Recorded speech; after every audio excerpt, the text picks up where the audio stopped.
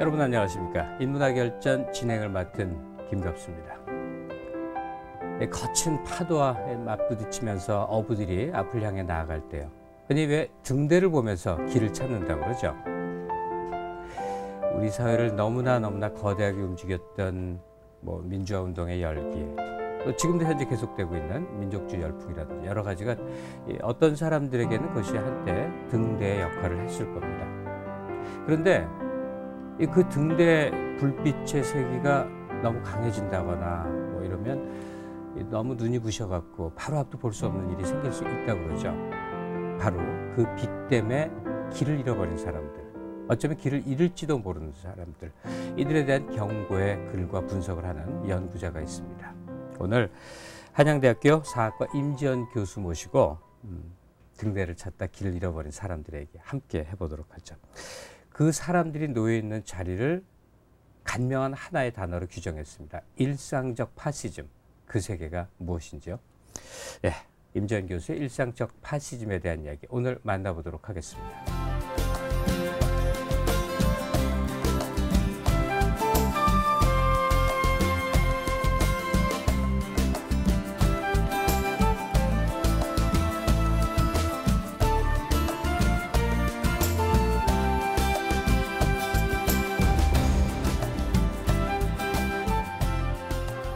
네, 임지연 교수 모셨습니다. 안녕하세요, 임 선생님. 네, 안녕하세요. 저도 길을 잃은 사람인데. 본인부터 그렇습니까? 예, 그런 것 같은데. 우리 모두가 그런가요? 네. 올해 굉장히 큰 행사도 하고 네. 일을 많이 하셨더군요. 좀 소개를 해주시면요. 예, 이제 6월 달에 대중독재라는 저희들의 학술진흥재단에서 지원을 받아서 6년 동안 해온 프로젝트인데, 이제 올해 마지막 6차 국제학술대회를 했습니다. 이제 네. 그 매스 딕테이터십이라는 용어가 제가 만들어낸 용어거든요. 예, 매스 딕테이터십 이게 만드신 말이에요? 그러니까 그 전에 이제 근데 파시즘이나 나치즘이나 스탈린주의나 이런 걸 얘기할 때 전체주의다, 유적 파시즘이다, 이런 등등의 얘기가 있었는데, 저는 그것들을 한데 포괄할 수 있는 그러한 하나의 일종의 작업 가설 같은 것으로 이제 대중독재란 말을 만들어냈고, 상당히 이제 이쪽 파시즘 연구자들에게 네. 비교적 잘 어필이 되지 않았나라는 그런 생각입니다. 올림픽 경기에서는 세계 7위다 이러는데 지적 영역에서는 국제사회에서 우리가 참 초라한 느낌이 들 때가 많거든요. 네. 지금 작업하시는 것의 의미 이전에 이렇게 국제적인 어떤 인정 속에서 활동한다는 게 참 반갑기도 하고 고맙기도 하고 그러네요. 역시 그거는 제가 볼 때는 여기에 인문사회학 하는 연구자들이 여튼 자기 사회의 고민을 끝까지 치열하게 안고 갈 때 오히려 국제학계에서도 이 사람들의 고민이 이렇게 연구에 반영이 되는구나, 이건 우리가 못 봤던 맥락이다, 이제 그런 식의 어필을 하는 게 가능하지 않을까, 그런 예를 하나 이제 보여줬다는 점에서는 의미가 있을 것 같습니다. 네. 사실 우리 인문학 열전 시간이 전문 연구자들의 연구 세계를 그냥 있는 그대로 전하기 좀 어렵거든요. 여기 대학 강단은 아니니까. 근데 우리 일반 시청자와 연구자의 거리를 좀 좁혀보고자 하는 의도가 있습니다. 언론을 통해서 임지연 선생님의 유명한 한마디는 많이 전달됐는데 또 정작 말의 뜻이 뭘까 생각하면 막연해질 때가 많거든요. 그 한마디로 답변하기는 어렵습니다만은 이렇게 볼 수 있을 것 같습니다. 우리가 그동안 파시즘이라고 그러면은 어떤 억압적인 정치 체제, 그다음에 굉장히 통제가 강한 억압적인 사회 통제 방식, 이런 어떤 체제적인 혹은 제도적인 측면에서 파시즘을 보아왔다면, 그럼요. 제도로서 알고 있죠. 근데 일상적 파시즘이라는 거는 사실은 그 제도나 체제뿐만 아니라 우리가 살아가는 매일매일의 일상 속에도 그런 파시즘적인 어떤 헤게모니라고나 할까요? 파시즘적인 어떤 집단 심성, 이런 것들이 남아 있다라는 그런 문제 의식이었습니다. 우리가 파시즘, 파시스트 하면 얼른 떠오르는 상징적 존재가 히틀러거든요. 광기 어린 지배자. 그리고 또 거기에 그냥 무자각적으로 이렇게 따라가는 군중들, 이 생각만 하는데 지금 이 선생님 말씀은 우리 자신도 파시스트일 수가 있는 거군요. 그렇습니다. 그러니까 뭐 저부터도 예. 우리 모두가 이제 파시즘에 대한 그 이해가 어떻게 보면 저기 소수의 나쁜 사람들이 네. 권력을 잡고 다수의 선량한 사람들을 억압하고 통제했다라고 이해하면 도덕적으로 저도 참 편할 것 같은데 사실은 역사적 그 리얼리티를 보면은 그게 아니라 우리들도 다 어떤 잠재적인 파시스트가 될 수 있다라는 그러한 자각 네. 그런 걸 가지고 있을 때 오히려 파시즘에 대한 어떤 경각심이랄까 파시즘과 각을 세우면서 우리가 사고하고 살아갈 수 있지 않을까 하는 그런 생각은 있습니다. 네. 얘기가 굉장히 큰 무게로 좀 다가오거든요. 네. 그래서 하나하나 이제 차근차근 풀어가야 할 텐데 네. 여기 지금 임전 선생의 이념의 속사라는 책이 네. 보이는데 뭐 많은 분들이 인용하고 토론하고 이러는 네. 저서가 됐습니다만 책의 제목을 그냥 느낌으로 생각해보면 이제 속살 그러면 네. 조갯살 부드럽고 네. 네. 뭐 이런 걸 생각을 하는데 네. 임지연 선생이 말하는 속살은 결코 부드러운 게 네. 아니더군요. 그러니까 네. 뭐 우리가 병 들어있는 병든 속안일지도 모르는데 네. 그 자체 자각도 못한다 이런 네. 문제의식에서 출발한 것 같아요. 부제가 억압과 해방의 경계에서 네. 이런 건데 예, 이런 식의 문제의식에 접근하게 된 어떤 계기라고 그럴까 생각은 네. 어떤 거였습니까? 박사 논문을 쓰고 이제 30대가 되면서 폴란드를 다니기 시작했는데 예, 폴란드를 다녔던 네네 얘기죠? 제가 폴란드사를 이제 예. 로자 룩셈부르크 때문에 사실 그것도 가기 시작했는데 예. 이제 폴란드에 가면서 가지고 있던 것들이 많이 깨졌습니다.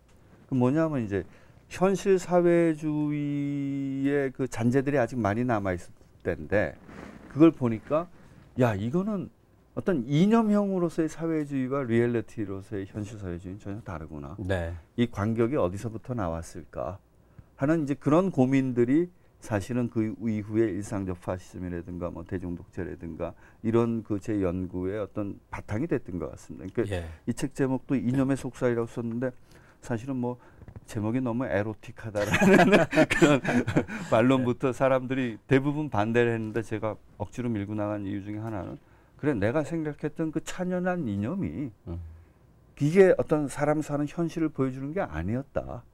오히려 우리가 현실을 이해하기 위해서는 그 찬연한 이념에 그 옷을 벗겨버리고 예. 속살 그 사회 혹은 개인이든 사회든 거기에 속살을 들여다볼 때 우리가 세상이 조금 더 우리에게 한 발 더 가까이 오는 거고 세상을 그렇게 좀 더 가깝게 이해하기 시작할 때 우리가 세상에 대해서 실천하는 방식도 바뀌는 게 아니겠느냐. 뭐 그런 의도가 사실 밑에는 있었으니까 전혀 에로틱한 건 아니니까 오해는 좀. 실체를 들여다봤을 때 경악과 당혹 네. 뭐 이런 그렇습니다. 것들이라고 생각이 듭니다.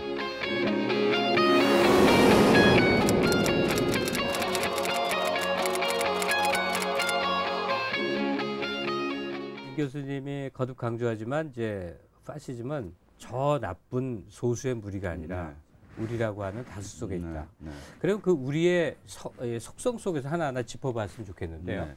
저는 제일 먼저 떠오르는 게 특히 한국 사회의 유독스러운 그 특징 중에 하나가 가족주의가 아닐까 싶어요. 네.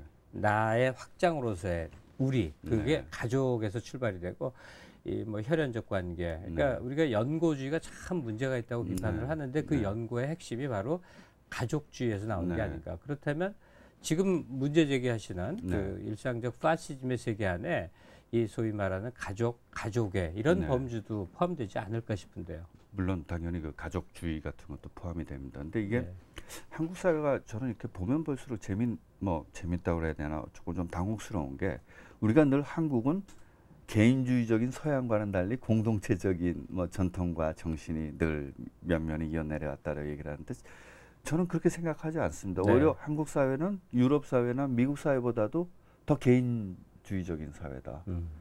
공동체라는 게 있다면 그거는 철저하게 가족 공동체라든가 혹은 지금 얘기한 연고주의처럼 어떤 그 자기 지역의 뭐 향후의 방식이라든가 어떤 동문회 방식의 그러한 공동체지 진짜 어떤 퍼블릭한 공공적인 것을 어떻게 하면 가장 바람직한 공공성을 지켜낼까를 고민하는 공동체.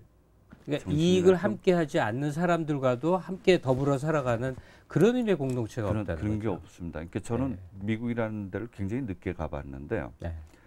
그 보스턴에 가서 제일 놀란 게 그 보스턴 시내 한가운데 보스턴 커먼이 있는 겁니다. 말하자면 녹지가 있는데요. 네. 이게 보니까 역시 이 사람들이 식민지 시대 때부터 그 타운이나 그 어떤 하나의 그 촌락의 주민들이 모여서 타운의 일을 공동으로 논의하던 그러한 전통이 여전히 커먼의 형식으로 이렇게 도시 한복판에 남아 있는 거죠. 네. 그걸 보면서 제가 좀 깜짝 놀랐습니다. 그러니까 이게 우리가 한국 사회는 굉장히 공동체적이고 서양은 개인주의적이다라는 그러한 이분법적인 사고 자체도 어떻게 보면 만들어진 게 아닌가. 지금 말씀하시는 것을 한국 사람 전체를 동질화시키는 한 덩어리를 묶어버리는 게 이제 민족주의 아닙니까? 네. 이걸 민족주의 선상에서 연장시켜 생각하면 어떨까요? 그러니까 이제 사실 국가라는 공동체는 굉장히 추상적인 공동체 아닙니까? 국가도 예. 그렇고 민족도 그렇고. 예. 그러니까 사람들이 일상에서 우리 공동적인 것을 논하는 장소는 아니란 말이죠. 그러니까 한국 사람은 이런 것 같아요. 맨 밑에는 개인이나 혹은 가족 단위의 극히 사적인 그런 공동체와 국가라는 맨 위에 국가라는 공동 혹은 민족이라는 공동체만 있지 그 중간 단위의 공동체들 그 중간 단위에서 실질적으로 이 사람들이 공동의 일을 논하고 무언가를 도모하는 그러한 중간 단계의 공동체가 없는 사회 같아요. 네. 그러니까 이제 공동체가 없다라고 단언할 수는 없지만 공동체가 서로 존재한다고 하더라도 그 공동체는 우리가 생각하는 퍼블릭을 지향하는 공동체인가 권력의 공동체, 추상적인 권력의 공동체와 지극히 사적인 이 교육열 같은 데서 잘 드러나는 것처럼 지극히 사적인 이해를 추구하는 그런 가족 공동체. 그게 한국의 공동체 가장 지배적인 방식이 아닙니까? 그 민족주의적인 열기를 사실은 상당히 비판적 입장에서 성찰하시기 때문에 네. 지금 하시는 지적 아닙니까? 네. 근데 이게 판단이 참 어려운 대목이 있습니다. 네. 예컨대 올해도 그랬습니다만 베이징 올림픽 네. 때 그 전에 월드컵 네. 또 번번이 4년마다 이제 이 국제 경기가 벌어지면 우리가 막 열광을 하고 네. 신명을 냅니다. 네. 마치 하나가 되는 것 네. 같습니다. 이런 현상에 대해서 가령 임지연 선생님 입장에서 본다면 네. 네. 어떻게 평가하실까요? 저는 그게 무슨 새로운 파시즘적인 집단 광기다라는 이제 입장하고 아니다 이건 젊은이들의 자발적인 축제다라는 예. 두 가지 입장이 있는데 저는 둘 다 맞기도 하고 둘 다 틀리기도 하다는 생각입니다. 뭐냐 하면은 올림픽이든 월드컵이든 그 구조가 국가대항전의 방식으로 되지 않습니까? 그렇죠. 그러니까 나는 민족주의적이 아닌 사람도 국가대항전에서 가령 축구 한일전을 할 때 제가 일본 이겨라라고 응원하기는 안 된단 말이죠. 네. 그러니까 오히려 올림픽이라든가 월드컵처럼 국가대항전적인 그러한 구조 자체가 거기에 축구를 좋아하는 스포츠 팬이 축구를 보지만 그 스포츠 팬에게 어떤 민족에 대한 특별한 것이 없지만 일단 그 국가대표 대항전이 돼버리면 자기도 모르게 그 논리로 빨려들어가게 만드는. 그렇게 됩니다. 네. 네. 그러니까 사실은 그 어떤 개인이 이건 축제로 참석한 거다 아니다 어떤 국가를 혹은 이 국가주의의 어떤 광기에 빨려들어간다라는 해석 자체가 둘 다 맞기도 하고 틀리기도 한 게 축제로 참가를 했지만 국가대항전이라는 구성 속에서는 그들의 의도와는 상관없이 그러한 그 국가주의적인 그런 흐름 속에 빨려 들어갈 수도 있다라는 거죠. 양치기와 한 아가씨의 하룻밤 사랑을 그린 별. 그 별을 그려낸 작가는 알퐁스 도데다. 알퐁스 도데의 또 다른 작품인 마지막 수업. 마지막 수업은 강렬한 민족주의적 메시지로 우리에게 민족애를 알려주고 있다. 그런데 마지막 수업의 무대인 알자스 노렌의 민족주의는 확실히 우리와 다르다. 혈통적으로 독일인이자 독일어를 사용해온 이들은 프랑스 공화정이라는 시민적 공동체에 대한 시민적 헌신으로 알자스 노렌적인 애국주의를 보여주었다. 애국주의는 민족주의는 단순히 언어와 혈통에서 비롯되는 것만은 아니라는 걸 알자스 노렌 주민들은 잘 보여주고 있다. 알자스 노렌의 마지막 수업이 감동적인 이유는 바로 여기에 있다. 네, 지금 화면에서 본 알자스 로렌 지방 사람들 모습이 열린 민족주의 한 사례가 될 수 있는 거겠군요. 그렇습니다. 긍정적인 의미에서도 그렇고 부정적인 의미에서도 그런데요. 우선 그 알퐁스 도데의 마지막 수업에 나오는 그 아이의 할아버지 되는 독일어를 사용했을 겁니다. 그렇죠. 그죠? 그런데 이제 이 프랑스 혁명이 일어났을 때 그 알자스 지역의 주민들이 주민 투표를 통해서 우리는 프랑스 국민의 일원이 되겠다라고 결정을 하게 됩니다. 근데 물론 그 사람들은 이제 그 에스니컬하게 본다면 또 독일 쪽에 가까운 사람들이죠. 언어도 그렇고 뭐 식문화라든가 일상의 문화 모든 면이 그런데 왜냐하면은 프랑스 국민의 일원이 되면은 프랑스 혁명의 해방의 성과들을 자기네가 공유할 수가 있는데 네. 독일에 남아 있다면 여전히 봉건제의 그 질곡 속에 파묻혀 있어야 되니까 당연히 프랑스 국민의 일원으로 해달라고 주민투표를 통해서 결정을 했고 그 이후로 이제 1870년 보불 전쟁이 그 배경인데 마지막 수업은 한 80년, 90년 세월이 흐르면서 이제 이들은 프랑스 사람이 된 거죠. 그런 면에서는 일단 어떤 혈통이라든가 뭐 어떤 언어라든가 이런 경계를 넘어서 프랑스인이 될 수 있다. 그건 굉장히 열린 민족주의라고 얘기할 수 있습니다. 근데 또 다른 한편에서 보면 우선 알퐁스 도데라는 작가가 프랑스 사람들은 거의 모릅니다. 그래요? 예. 그 이 동경의 그 프랑스 문화원장하고 언제 한번 서울에서 식사를 할 기회인데 자기는 왜 이렇게 알퐁스 도데가 일본하고 한국에서 유명한지 자기는 이해가 안 된다. 근데 제가 그 얘기를 해줬습니다. 근데 그 알퐁스 도데의 마지막 수업은 일본 제국주의 때 일어로 번역돼서 일본 국어 교과서에 있던 겁니다.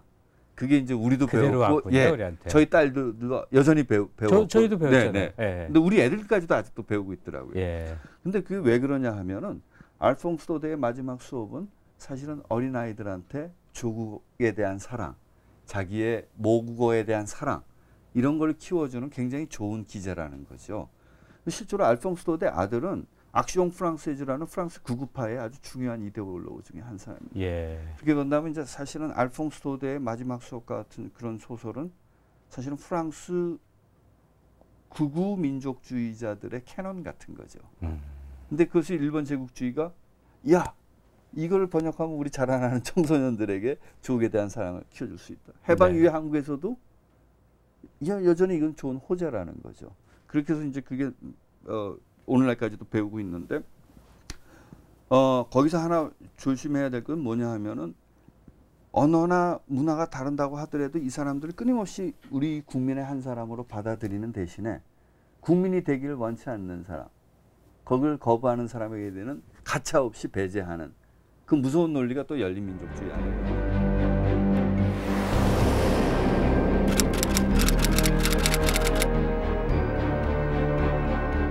파시즘 하면 아무래도 파시스트들, 네. 그 중에서도 그 리더들 떠오릅니다. 네, 네. 뭐 몇 차례 언급된 히틀러, 네. 무솔리니, 일본의 네. 뭐 도조 이런 네, 존재들이 있고요. 근데 재미있게 생각되는 점은 이 사람들이 왕이 아니죠. 네. 왕의 군주 독재하고도 다른 점. 네, 네. 즉 국민이 선출했다는 얘기예요. 네, 네. 그렇다면 국민이 파시스트인가? 그러니까 네. 지금 임 선생이 말씀하시는 이 대중 독재라는 네. 것과 연관시켜서 네. 파시즘의 그 발원지가 네. 출발지가 그런 지도자가 아니라 오히려 대중 속에도 있을 수 있구나 네. 하는 생각을 네. 하게 되는데. 네. 아주 그 단적인 예로 아마 제가 몸젠으로 기억하는데 독일의 그 나치즘 연구자 중에 한 사람이 이런 얘기를 한 적이 있습니다. 히틀러는 약한 독재자다. 네. 굉장히 상징적인 얘기인데 뭐냐면 마음대로 자의적으로 지배하지 못한다는 거죠. 그러니까 대중의 욕망이나 열망을 어떤 형식으로든 반영할 수밖에 없는 지도자였다라는 맥락에서 그런 얘기를 한 거죠. 그 다음에 이제 칼 슈미트라고 나치의 이데올로그입니다. 칼 슈미트가 뭐라고 얘기를 하냐면요. 파시즘은 리버럴하지는 않다. 안티리버럴이지만 민주적이다. 파시즘은 민주적이다. 네. 왜냐하면 네. 대중의 동의와 대중의 의사에 반한 것이 아니라 그걸 반영한 예. 그런 면에서 이제 파시즘은 반리버럴이지만 그러나 반민주주의는 아니다. 네. 라는 얘기를 한 적이 있습니다. 다른 이 지점에 있는 건 어떨까요? 저희가 이제 상식으로 알았을 때는 이 극우 백색 테러적인 독재를 이제 네. 파시즘으로 보고 네. 극좌 스탈린이라든지 뭐 네. 이런 존재들은 이제 사회주의 시스템이니까 그것과 대척점으로 생각을 해왔는데 임전 교수 지적대로 하자면 바로 그 사회주의 극좌 노선 속에도 파시즘이 숨어 있다 이런 말씀을 하셨어요. 저는 예 그렇게 생각을 하고 있습니다. 그럼 기본적으로 뭐냐면 나치나 파시즘이나 스탈린주의나 지향했던 게 인간혁명입니다. 인간을 개조해야 된다라는 거죠. 그래서 이 사람들이 먼저 인간혁명이 이루어지고 이들이 말하자면 조국을 위해서 혹은 뭐 사회주의를 위해서 봉사하는 그런 아주 이타적인 인간으로 만들어지면 그 다음에는 자연스럽게 어떤 강제나 이런 걸 쓰지 않고도 대중의 자발적인 어떤 그 협력하에 대중의 자발적인 의사에 따라서 이게 우리가 꿈꾸는 정치적 목표가 완성된다고 생각을 했던 거죠. 그런 점에서는 사실은 스탈린주의의 그 메커니즘이나 이 파시즘, 나치즘의 메커니즘이 크게 다르지는 않습니다. 물론 이념적으로는 다르죠. 나치즘의 경우에는 민족이라는 것이 주체가 된다면 사회주의의 경우는 이제 프롤레타리아라는 계급이 주체가 된다는 그런 차이는 있습니다만은 기본적인 문법은 상당히 그 공유되는 부분이 많지 않은가 저는 그렇게 생각하고 있습니다. 히틀러가 했던 말 중에 자기 정적한테 당신의 자녀가 나한테 있다 이 말했다는 거 아닙니까? 그러니까 예, 히틀러 그 시절에 유겐트를 그렇게 육성하고 중요시했듯이 교육의 대상이 되는 청소년들 이게 대중독재 이 현상에 있어서 굉장히 중요한 요소가 아닐까 싶어요. 오늘날 우리 교육 현실은 어떻게 보십니까? 뭐 예전에 비하면 굉장히 저희 딸애들 이제 중고등학교 다닐 때 보면 예전에 비하면 굉장히 리버럴해진 거는 틀림없는 것 같은데 그러나 기본적으로는 일제 때 만들어진 어떤 학교에서의 그 규율이 관철되는 방식은 그대로인 것 같아요. 급훈, 교훈, 그죠? 조에서 교장 선생님 인사, 뭐 규율부, 뭐 복장 이런 것들을 보면은 여전히 애들의 일상을 조이는 방식. 그것들은 그대로인 것 같아요. 그러니까 왜 서태지 노래 중에 무슨 뭐 교실에서 교실 이데아라는 노래가 왜 애들한테 그렇게 어필이 됐겠는가?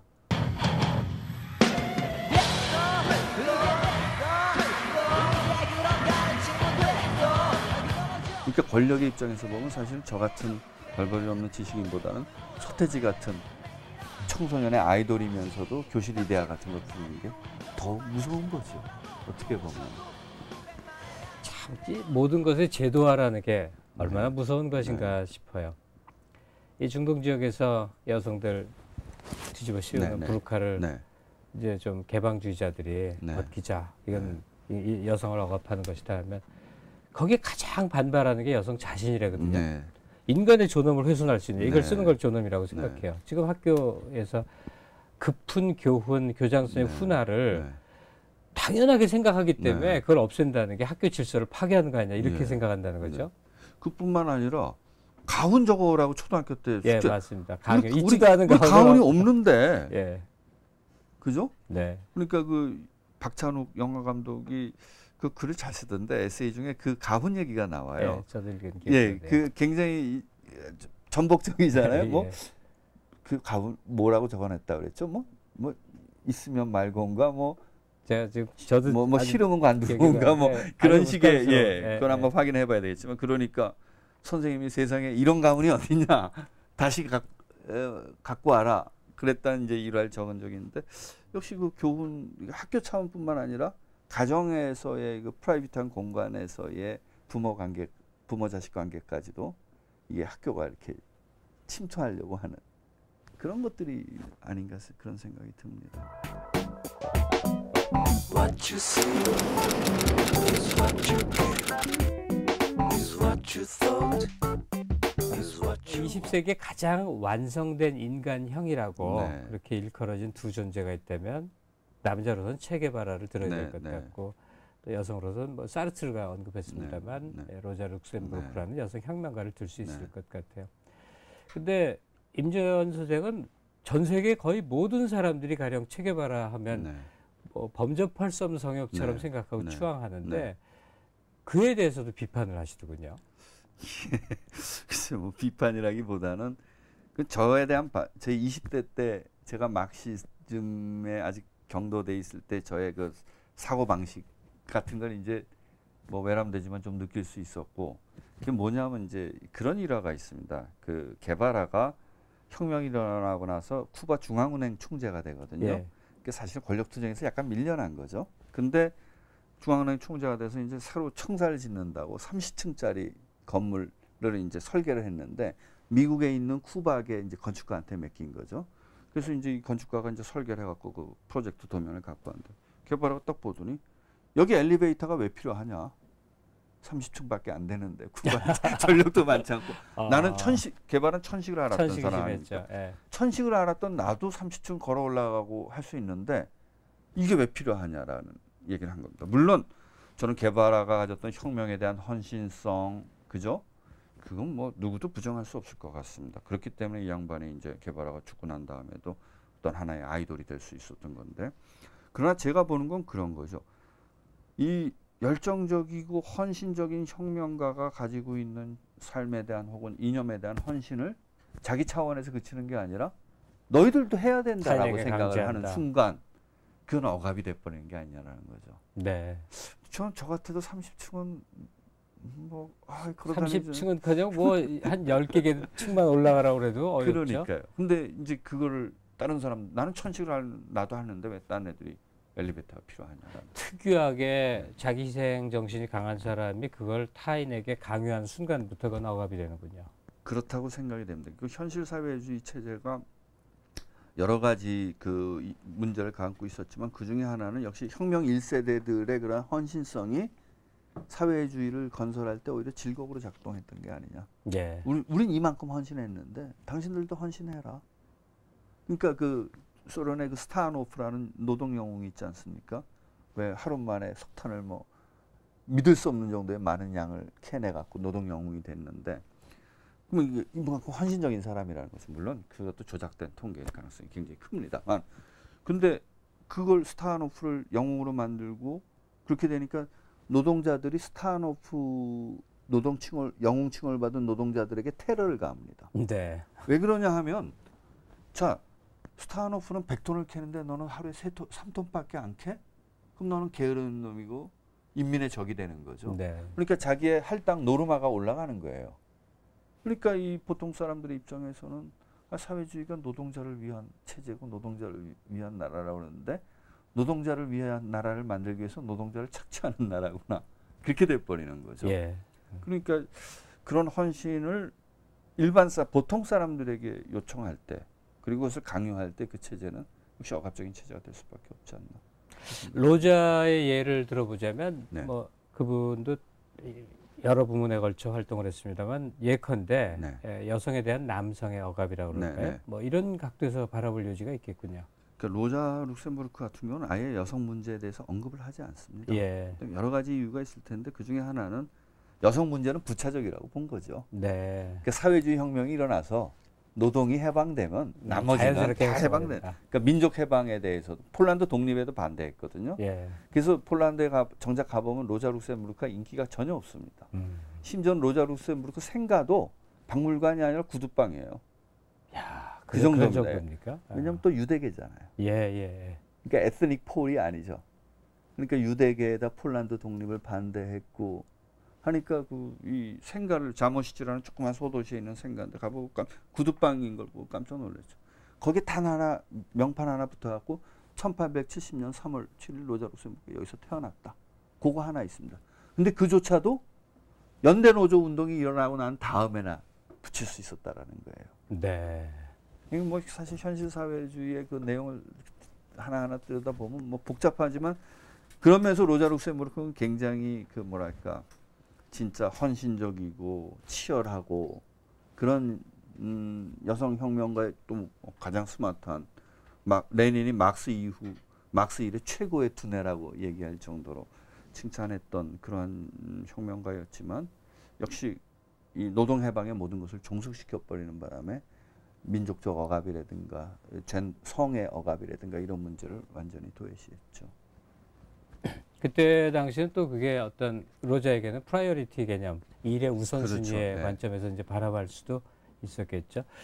근데 이 향수 어린 이름이 되어 있습니다. 70년대 대학생들, 특히 여성들에겐 두 여성, 로자하고 시몬 베이유 네. 이렇게 막 이렇게 우상시하는 그런 존재들이었는데, 지금 말씀 속에서 뭐 로제의 오류라기보다는 로제가 간과할 수밖에 없었던 시대 상황이 함께 떠오르는군요. 그런 시대 상황의 한계와 더불어서 저는 역시 막시즘에 내장된 어떤 계급 본질주의.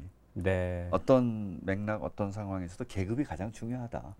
계급 문제만 해결되면 나머지는 자동으로 따라온다라는 넓은 그 들판에 불꽃 하나만 던지면 쫙 번져나간다 하는 식의 그 기계주의. 그러니까 민족주의가 민족이 모든 어떤 역사 상황에서도 민족이 가장 중요하다고 생각하는 민족 본질주의라면 막시즘은 민족 대신에 계급이 가장 중요하다고 생각하는 계급 본질주의가 기본적으로 내장돼 있다라는 거고, 그러면서 이제 근대 이데올로기들이 그런 본질주의적 성향이 강한 것 같아요. 그러니까 계급 문제가 중요하지 않다라는 얘기가 아니라 그것이 항상 중요하고 가장 우리 70년대 왜 기본 모순, 주요 모순 얘기를 많이 했는데 사실은 그러한 용어를 사용하는 순간 본질주의적인 사유를 가질 수밖에 없게 되는 거죠. 그렇지 않겠습니까? 예, 임 선생이랑 저랑 연배가 좀 비슷한데 지금 주요 모순, 기본 모순 얘기 속에서도 떠오르는데 우리가 지금 어떻게 30년 전 향수 속에 약간 얘기가 젖어드는 감이 있습니다. 지금 로자 룩셈부르크를 한 사례로 우리가 언급했습니다만 임전 교수하고 또 만나서 대화도 했습니다. 사실은 외국 잡지들이 잘 하는 방법인데 임파서블 인터뷰라고 그래서 이 세상을 떠났죠. 만날 수 없는 사람과 가상의 대담을 하는 건데 한번 함께 보시도록 하죠.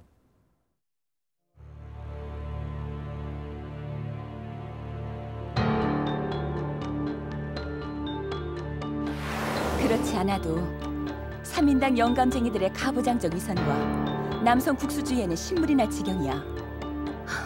난 정말 카우츠키나 베르슈타인 같은 그 영감들만 보면 벽에 부딪힌 느낌이야. 그들이 거인이라서가 아니라 그 질식할 듯한 독일 가부장적 문화 때문이야. 글쎄, 그게 꼭 그들만의 문제일까? 네 사랑 요기에서도 그건 마찬가지잖아. 그의 아기를 갖고 싶다는 너의 간절한 소망을 잔인한 침묵으로 늘 짓밟지 않았나. 게다가 사사건건 너의 일거수일투족에 간섭하는 꼴이라니. 네가 뭘 안다고 그래? 그는 달라. 그리고 네가 무슨 권리로 내 사생활에 대해 왈가왈부하니?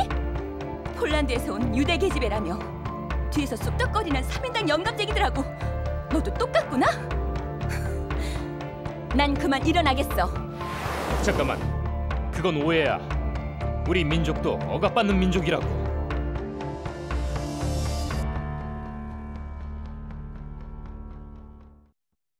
로자하고의 가상 대화는 뭐 스스로 생각하신 것 같아요. 이제 역사를 공부하다 보면 이런 게 있습니다. 그러니까 자료에 항상 이렇게 묶여 있거든요. 자료가 없으면 쓸 수가 없는 거죠. 그러니까 뭐 그게 굉장히 건실한 걸 수도 있지만 또 한편은 상상력을 사실 제약하는 그 한계가 있는 것 같아요. 역사 연구라는 게. 근데 이제 그 가상 대담 같은 건 조금 자유롭게 좀 상상력이 들어갈 수 있으니까 뭐 깊이 들어가긴 좀 곤란하지만 저는 쓸 때 우선 재밌게 썼습니다. 논문에서 할 수 없는 얘기들을 할 수 있잖아요.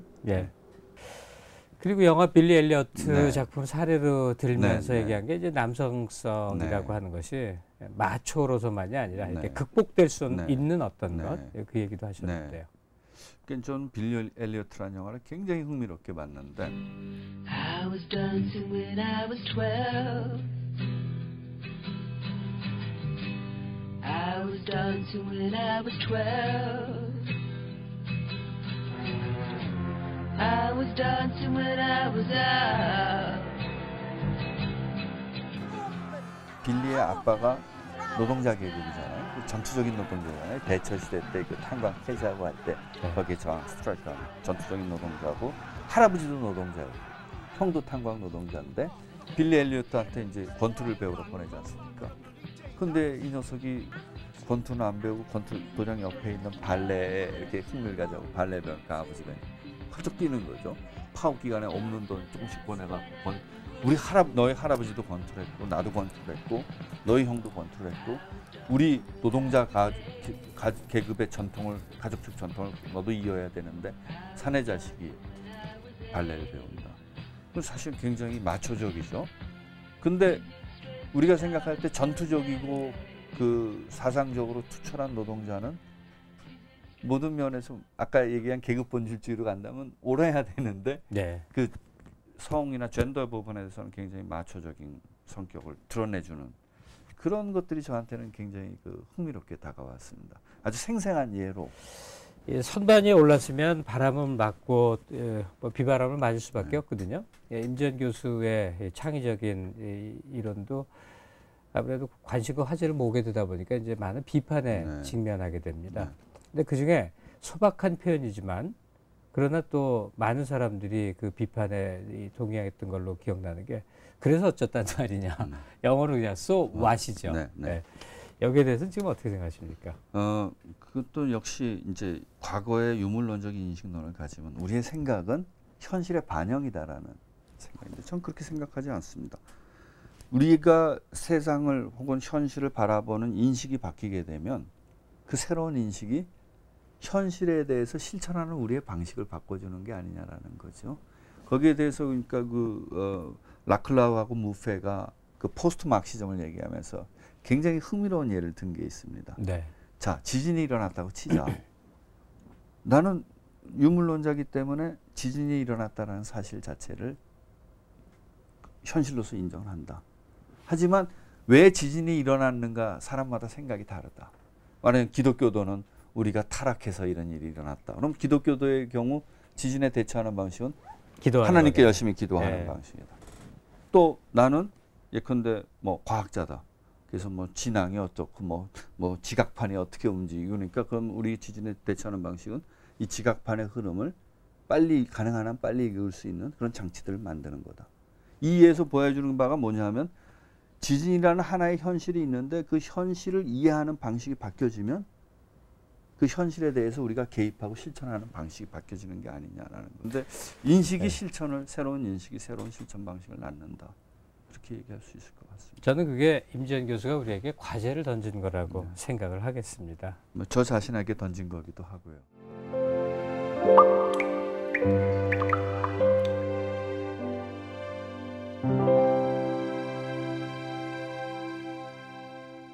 네, 이제 울림이 있는 인문학, 소리에 감동이 있는 순서로 가보시죠. 임지연 교수가 저서가 참 많습니다. 그중에 오늘 이념의 속사를 가져오셨는데요. 책의 내용 중에 한 부분을 좀 읽어주시죠. 네. 급진적 이론의 밑바닥에서 우리를 지배하는 집단적 삶의 관성을 직시하지 않는 한 단단하게 보이던 그 이념의 광휘는 대기 속에 녹아 사라질 뿐이지요. 이념의 광휘에 눈부셔 미쳐보지 못했던 일상적 삶의 사소한 진실들이 갖는 사회적 의미를 직시해야겠어요.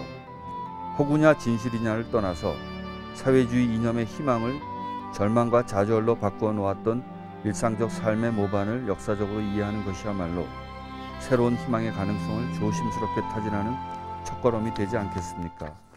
밑바닥에서부터 우리의 삶을 지배하는 전통의 담론, 규율 권력이 작동하는 메커니즘을 이해할 때 우리는 비로소 체제의 그물망을 벗어날 수 있는 것이 아닌지요. 지나치게 소시민적인 발상이 아니냐고요? 누가 뭐래도 상관없어요. 각자에게 절실한 자기 반성이 중요한 것 아니겠나요? 이 치열한 자기 반성의 싸움에서 이기지 못하면 내게도 희망은 없지요. 권영도 알다시피 워낙 천성이 대가당하고 게으른 편이라 자신은 없군요. 조만간 술 한잔 하자는 약속이나 지킬 수 있을는지요. 이 글은 어떤 맥락에서 쓰신 건가요? 사실은 이제 68 그 일상적 파시즘을 고민할 때 이제 여러 가지 계기가 있었습니다만 그 중에 하나가 역시 68의 의미를 곰곰이 이제 씹어보면서 이제 예. 그렇습니다. 68 세대들의 그 회고록들이 98년도에 이제 30주년 기념으로 많이 쏟아져 나왔는데 이런 것들이 있습니다. 그러니까 그 다니엘 콩방대가 이제 파리에서 나오고 했을 때 여성 지도자 여학생이었죠. 썼는데 뭐냐면 자 우리 모든 억압으로부터 해방하자 그래서 싸워서 나갔는데 하다 보니까 마이크 잡고 하는 건 전부 남학생들이고 여학생들은 대자보나 쓰고 있었다라는 거죠. 네. 그래서 야 우리가 모든 억압을 다 부수자고 나왔는데 우리 사이에도 남학생은 앞에 나가서 연설하고 말하자면 지도자적인 위치를 차지하고 여학생은 옆에서 도우미 역할을 하는 그런 것을 깨달으면서 사실은 이 급진적 페미니즘 운동가들이 나오기 시작합니다. 그래서 막시스트에서 페미니스트로 이제 이렇게 옮겨가는 이제 여성들이 나오기 시작하는데 그런 고민들이 사실은 또 일상적 파시즘에 제 고민하고 맞닿는 부분들이 있었고 네. 그래서 68 그때 30주년 때 98년도에 어떤 잡지에서